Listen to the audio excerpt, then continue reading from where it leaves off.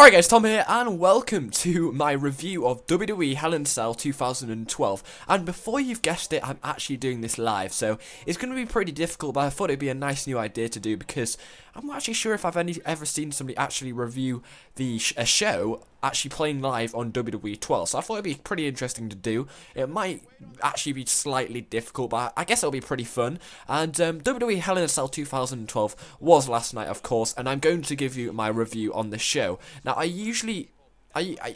videos where I review them, they usually last quite a long time. I mean, I did a review a few months ago of a Raw when it was in the summer holidays when I could actually do them. It's the holidays now, so I thought I might as well take the time to review it. So I'm reviewing Hell in a Cell today, and I kind of want to make it less than 30 minutes. I want to make it as simple, just like telling you what happened, what I thought was good, what I thought was bad. I'm just going to start off by saying there was a lot of botches in this PPV. I'm not particularly sure why there was a lot of botches, but it seemed like there was quite a lot, especially in the first match. The first match was Randy Orton versus Alberto Del Rio.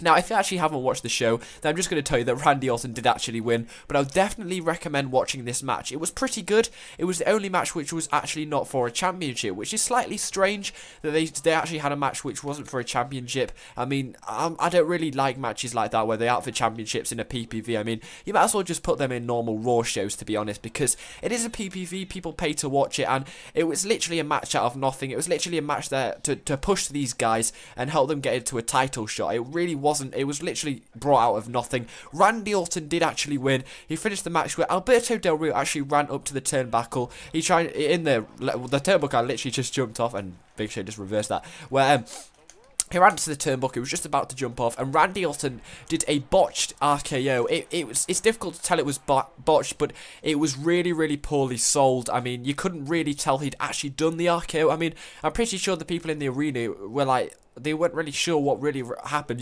I had to actually watch the replay first to actually be able to tell that he'd actually RKO'd him. It was really poor. It was really tightly in the corner as well. You couldn't really tell what was happening. But the match overall was really pretty good. I mean, it was really exciting. But the thing you get with Randy Orton is it's literally the same thing every single match. I mean, he does his taunting thing. He misses an RKO about once. He does like his little taunting thing where he goes on the floor. He does the RKO DDT thing he does on the side here. He does that about twice, and then you get another out of the blue RKO every single match. And this match was literally just to push them. I think now that Randy Orton did actually win thanks to that RKO, they are going to try and push him for the title or the World Heavyweight title off Big Show. To be honest, I was really surprised that Dolph Ziggler didn't cash in, but I'll get on to that next. The next match was Rhodes Scholars versus Team Hell No. Team Hell No were the champions, of course, Daniel Bryan and Kane. Now, this match, of course, was going to be funny. It's Kane and Daniel Bryan, one of the funniest tag teams we've ever had in WWE. Absolutely hilarious. I was really looking forward to this match. I wasn't really looking forward to having the Rhodes Scholars in the match, but any match with Kane and Daniel Bryan I always find them really funny. I really like these matches, and they're an amazing tag team. They're really funny. And, of course, Daniel Bryan and Kane did actually win. Oh, shit. Which was kind of strange, but we all expected them to win, but it was in strange circumstances. Kane went on an absolute rampage because when he was just about to go for the chokeslam in this corner where I am now, actually Daniel Bryan tagged himself in by slapping him on the back of Kane. He went for the diving head, but actually kind of botched it. It kind of looked like he missed it. I think he did actually miss it. And then Kane just went on a rampage. He started beating up the active man when he was actually not active. Kane wasn't active. He started, I think he started beating up Cody Rhodes. Yeah, I think he started beating up Cody Rhodes, and then of course, he got disqualified because he was just beating him up. The only person he didn't actually touch was the official. He actually started beating up Daniel Bryan as well, because Daniel Bryan actually went off the edge of the apron and actually ended up kicking Kane in the knee. And Kane got disqualified, but of course it's a title match, so since they got disqualified, they get to keep the title. I don't really like that rule. It was a bit strange, because at first I kind of forgot that happened, and I was like, why have they still got the championships? I don't understand that rule, because technically anybody, I mean, CM Punk could have done that, couldn't he? He could have like attacked the official, but we all know what happened then. He could have attacked the official or just kept the title because he didn't want to go in the match. It was kind of a strange one, but they managed to keep the title. It was a pretty good match, but I mean, they've all done the same now, haven't they? They've literally done the same thing over and over again, where they just beat each other up. I mean, they could literally just copy the same script every single match. It's pretty obvious, isn't it? But it was a pretty decent match. I mean, You get the same, don't you? I mean, I was really annoyed that it ended in a disqualification. I mean, I would have been annoyed if I actually paid for this PPV. Obviously, I was watching on Sky, so it's free. But I would have been annoyed if I paid for this PPV and paid to watch it for these two superstars, Team Hell No, and them to end the match in a disqualification would have been really disappointing for me. So if I'd actually paid for that, I would have been pretty disappointed. The next match is Kofi Kingston versus The Miz. We've seen these two face off already twice. The match wasn't put together at all very well. I mean, following up to that, Ryback absolutely absolutely demolished The Miz on this week's Raw. The match wasn't put together very well. I mean, they don't really think of it very well because we've already seen Miz go up against Kofi Kingston twice in the past 2 weeks. I mean, while we want to see the exact same match again, it's a bit retarded. So we got the same match again, and of course Kofi Kingston did actually retain the title. It was pretty obvious that we were going to get Kofi Kingston to retain the title. I couldn't see them giving it to Miz after he lost 2 matches against Kofi Kingston in the past 2 weeks, and then getting the title back. It would have been slightly strange, but of course, Kofi Kingston retained the title. He was getting absolutely demolished through the match. I think Miz managed to damage his left knee, and then he kind of worked on it through the match. I like the idea how they took all his boots off and his taping and stuff, and literally Kofi Kingston had no... Oh no, it was the right boot. He actually had like no right boot. I'm not sure if he actually had boots on or what. It just looked like he had a sock on. But anyway, the match was okay, but you got Kofi Kingston retain the title, which was kind of annoying.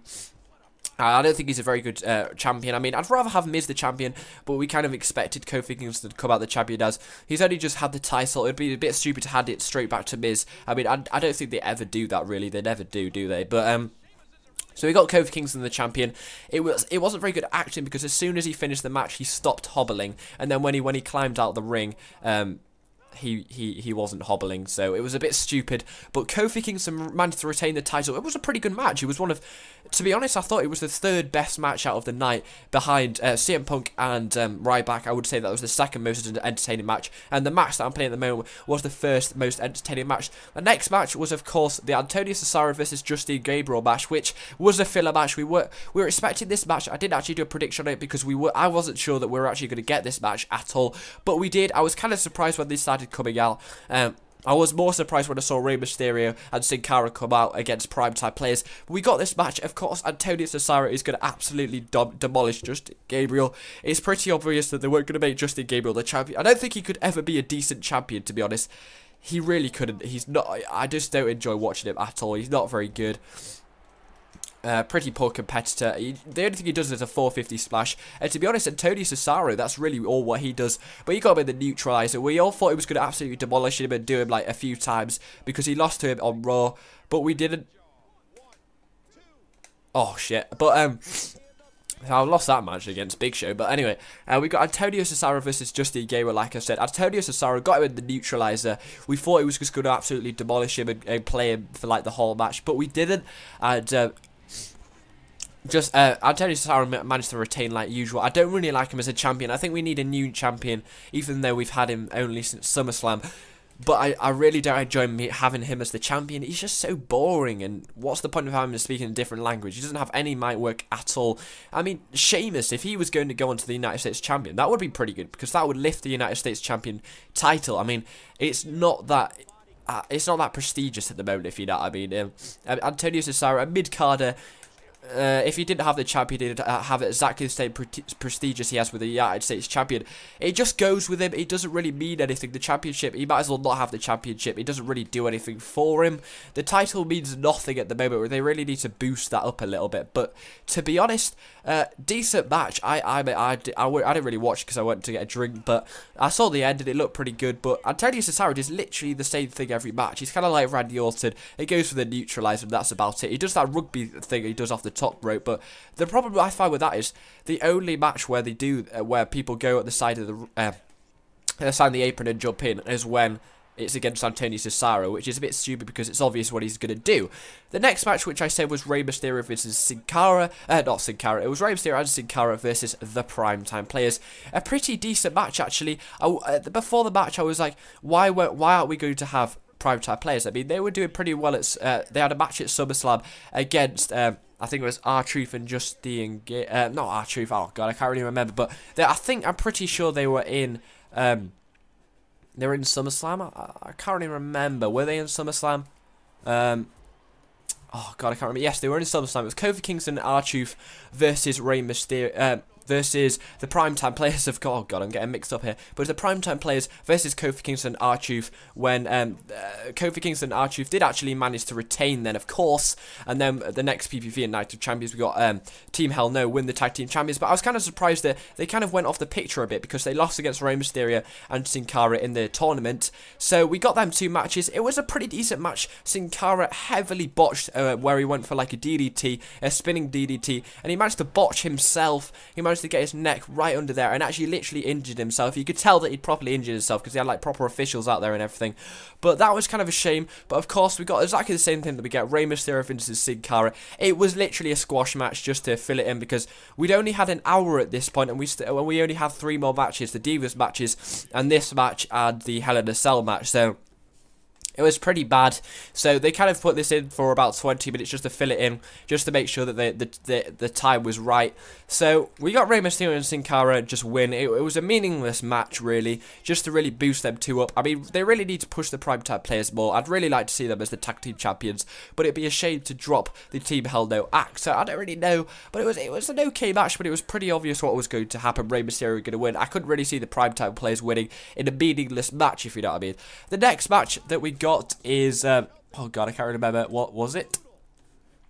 It was the it was the Big Show versus Sheamus match, the match I have at the end in this match. Jesus, oh god, Jesus Christ, a heavy chokeslam that was. But it was kind of like the same demolishment as a chokeslam, but it wasn't a chokeslam. But anyway, yeah, come on you fat ass. But anyway, this match, in my opinion, was the best match of the night. It was really, really good. You got the Big Show, I think you got him in the WMD, and then you got Big Show went for a WMD again, and then Sheamus, out of nothing, just gave him a huge Mahusive bro kick. We had a lot... Oh, God, what the hell is he doing? We had a lot of run-up to this match. We were like... something's definitely going to happen. So we got a WMD and then a bro kick, and then when Sheamus went for his second bro kick, Big Show just dodged out of the way, just slightly dodged out of the way, and then guess what? He gave him a huge WMD and then got the pin, and that was it. Big Show had won the World Heavyweight title, and then it was a really, really good match, back and forth. Big Show was pretty much dominant the whole match until the finisher came out. Sheamus got a little bit in, but from the WMD, Sheamus was... he had nothing on this match. He was getting absolutely owned, and it was pretty much... I thought that Sheamus was going to come back in at the end of the match, but he didn't. Big Show was pretty much dominant for the whole of the match, which is kind of annoying. I'd like to see Sheamus have been in a little bit more. But Big Show won. I thought that Dolph Ziggler was going to come out as it showed them he was watching, but I think we're going to get on this night's Raw, we're going to get an explanation to why Dolph Ziggler didn't cash in. Maybe he got cold feet, or maybe he was expecting the lesser competitor, Sheamus. He thought that he had a bigger chance against Sheamus. If he was going to go against Big Show looked in pretty much he looked pretty decent after he won the match, so maybe he didn't think that if he cashed it in he'd win. So we just got Big Show run out. I thought he took quite a long time to get out of the match, out of the ring, so I thought that they might cash it in.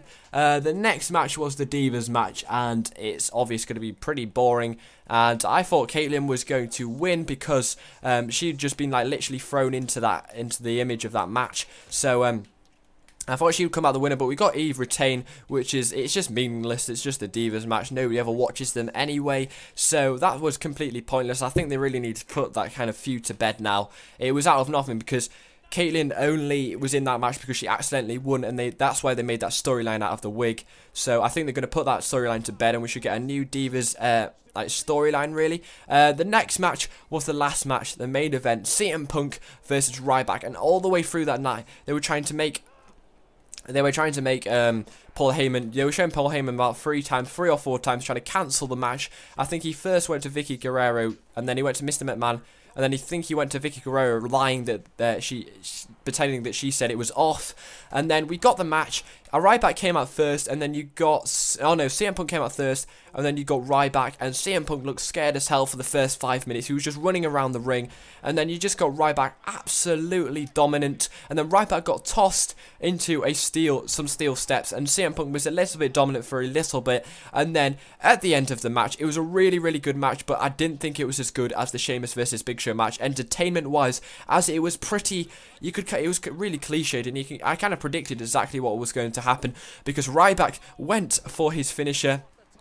And, of course, when he went for it, I'm pretty sure you've all heard of what happens now. As he went for it, the referee gave him a low blow, and when CM Punk went to pin him, he did it quickly, 1, 2, 3, and CM Punk won. And, of course, that means that Ryback didn't actually technically lose, so he's got his undefeated streak, because we all know that he just randomly got put into that match because Cena's injury took longer than they all thought. And then when they were trying to struggle and open the cage so they could quickly escape before Ryback just completely turned on him, the referee on the outside of the ring couldn't open it quick enough, and Ryback went absolutely haywire, and exactly what you think he would, and all hell broke loose. And the referee, after the referee got tossed around the ring, the other referee managed to open the cage, and they both escaped. And Paul Heyman was kind of like dragging CM Punk out of the cell, and you got literally out of nothing, CM Punk ran up the side of the Hell in the Cell and managed to escape at the top of the Hell in the Cell, which was funny. And then Ryback followed him, and we both got both of them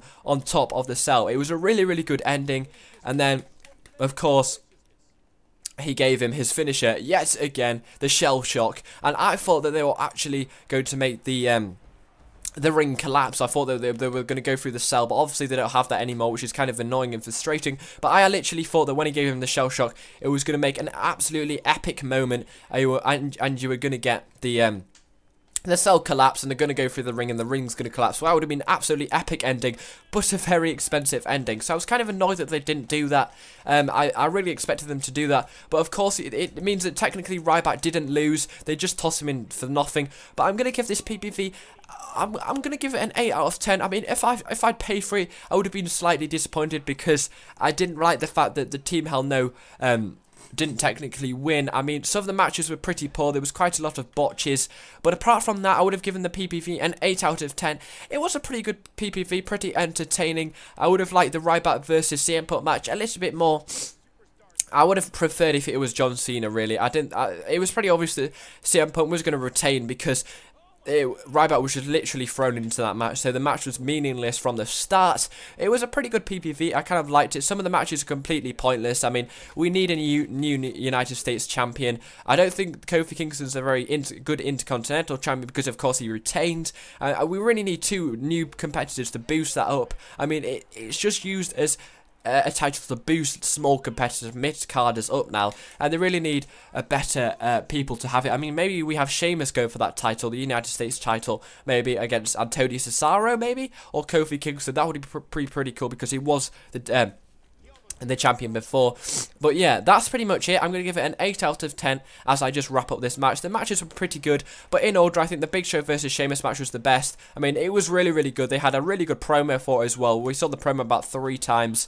Really, really exciting match. The next match was the Ryback versus CM Punk match. You couldn't miss that out, but it was the only cell match, which is kind of disappointing. And the next match, oh god, I can't really remember. I think it was did I say it was the Randy Orton versus Alberto Del Rio match, which was the second best?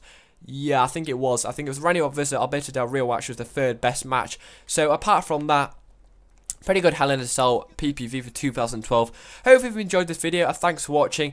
Please give the video a like, because I've really enjoyed doing this match. Hopefully he doesn't get the ropes. No, oh god, he's got the ropes. But yeah, thanks for watching this video. 8 out of 10. If you haven't seen it, I definitely recommend watching it. I mean, I definitely recommend watching the Sheamus and Big Show match, and probably the CM Punk versus Ryback match. Apart from that, I probably wouldn't recommend watching the other matches. They weren't that good, because if I paid for it, I would have felt like I kind of got slightly ripped off, because the other matches were really, really cliched and boring. They had 2 squash matches, the United States matches, and the Rey Mysterio and Sin Cara tag team matches versus the Primetime Players. So hopefully you've enjoyed this video. Thanks for watching. Sorry if it's about 20 minutes, so thanks for, oh god, I need to put my mic pop filter on. So hopefully you've enjoyed the video. Thanks for watching, and goodbye.